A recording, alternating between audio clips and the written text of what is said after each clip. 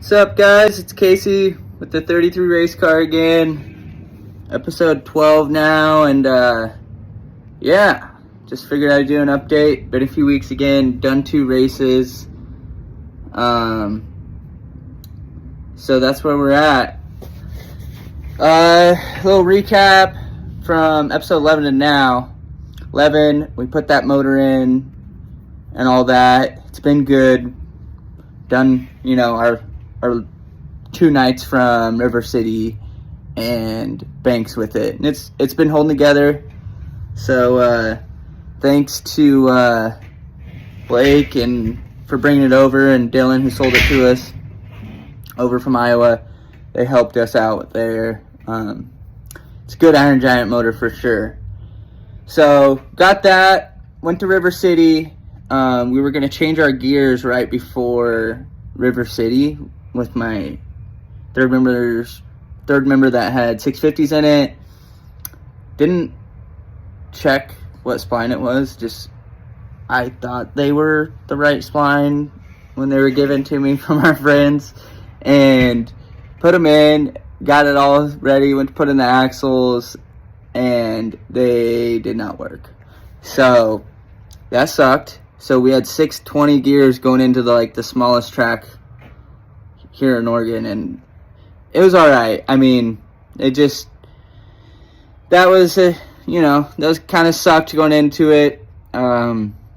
Just knew we were just gonna have to do what we could, and it was a rough one at River City, actually. So I qualified decent. It was literally, I went out and it was dry slick for qualifying.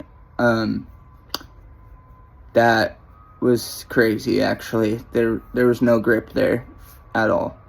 And went into the heat. I think I qualified P7, went into the heat, started second row, and I just overdrove the car on entry, spun out. I was like, kind of screwed myself. Went to the B, and that's where shit hit the fan.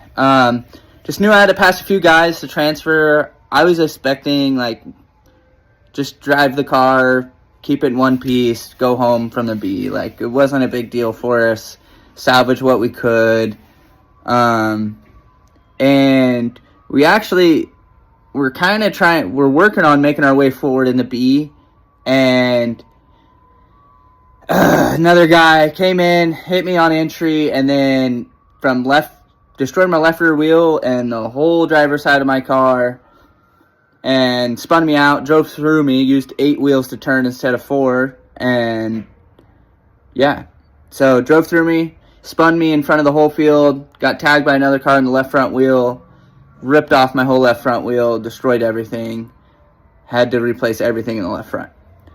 And we had a week because the following Saturday was Banks. So luckily, Corey and Jess at C&M and Chaos, they hooked me up, overnighted everything I needed. Shout out to them. Always go above and beyond for me, so it was good.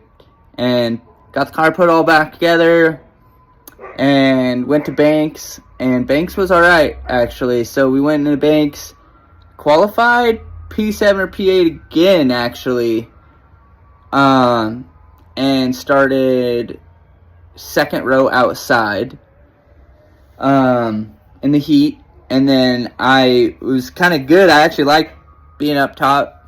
I was able to run the middle line of the track, and was able to pretty much from first lap to checkered. I had Eddie Farnes, who's second in points. He was all over me. Probably 1 or 2 more laps, I would have been smoked. He would have got me. But held him off. Won our first heat with the Iron Giant Series, which was pretty sweet. Got us straight into the main for redraw. Learned my lesson. I learned I will never let a little kid pick my pill draw again. That was bad luck. We went down there with the fans and all that. Seen a little kid, I was like, hey, pick my pill. I got 11.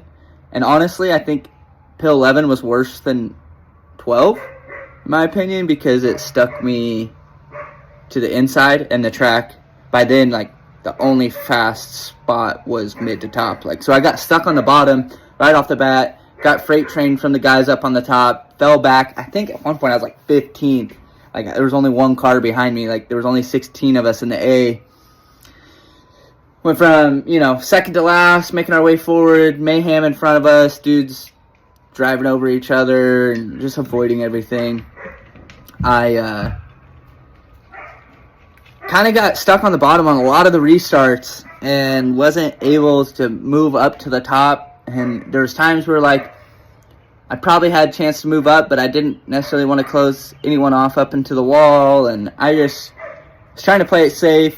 Was running the bottom too long, over, 2/3 of the race. I was stuck on the bottom, mid-bottom, and it just wasn't working. Finally, about 10 laps to go, after some yellows and carnage and making a couple passes, I was able to move up to the top, ran the top, and it was like night and day difference. I was able to kind of pull away from the guys behind me. Followed Farnese, who's second in points. He was right in front of me, and just took it home last 10 laps.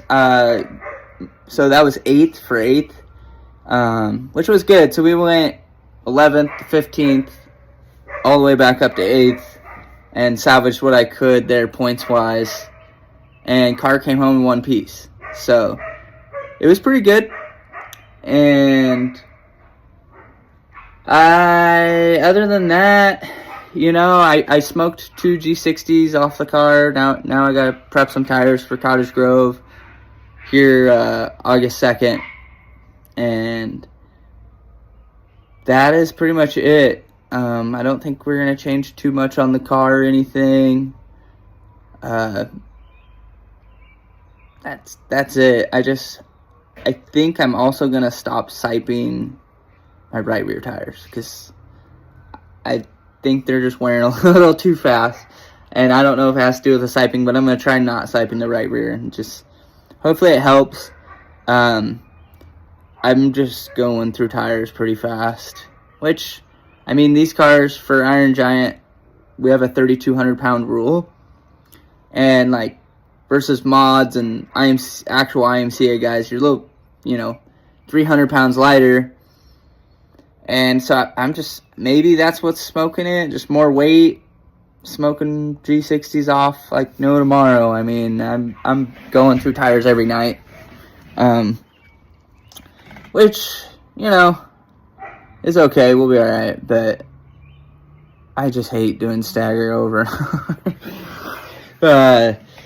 So yeah, tire prep. Gotta groove some tires. Go to Corey's on the Tire Demon.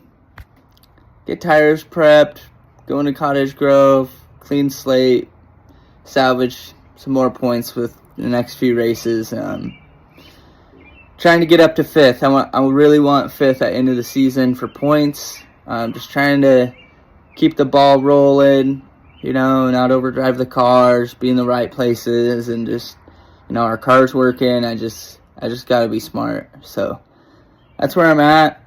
I noticed I got like 5 more followers since episode 11, which is pretty sweet. So I appreciate you guys following the journey.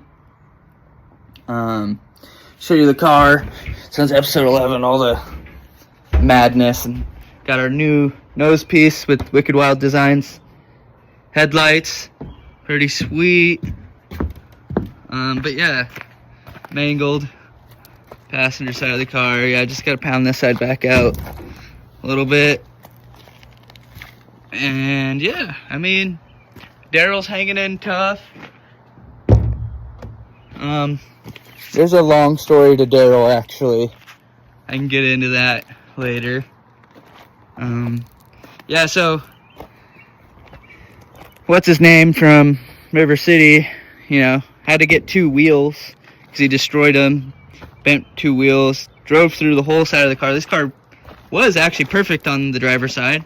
Drove through, smashed fender, broke everything here. So, it is what it is. That's where we're at. Car's looking not too bad for getting closer to the end of the summer here in the race season. But, yeah. Anyone's curious about Daryl, Daryl's an OG, dude. So the stuffy with Daryl on the back of the seat. My dad had that same exact Daryl stuffy. I guess they made them in the 90s. Maybe, I think it might have been like some sort of show or toy collection thing. There's like Crash Dummy toys back in the 90s. Well, my dad had that stuffy, and he had it on his first, I guess you would say street stock or stock car.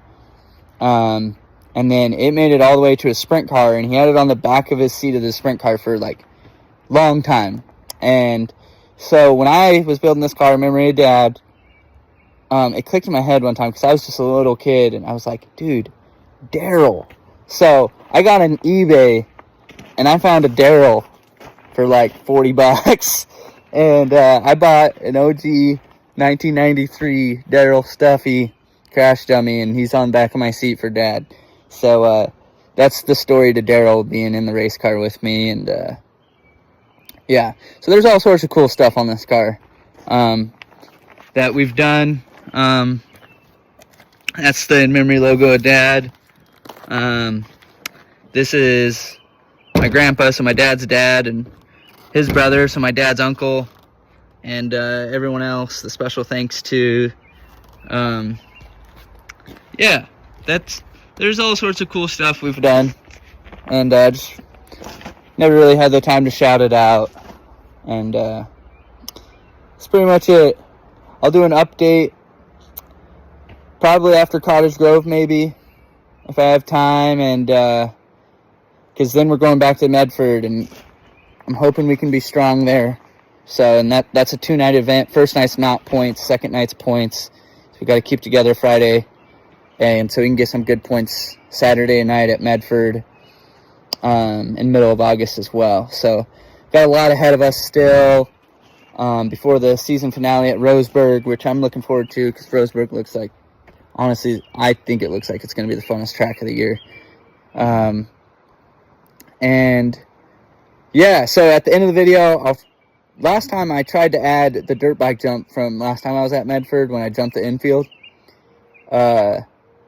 So I will try and add it again to the end of this video if I can edit it properly. Last time it just stopped after I stopped talking and my editing didn't work. So trying to edit it in, and some photos from us at Banks. Appreciate everyone following, and I appreciate it. I don't know. That's pretty much it. I'll let you know how Cottage Grove goes.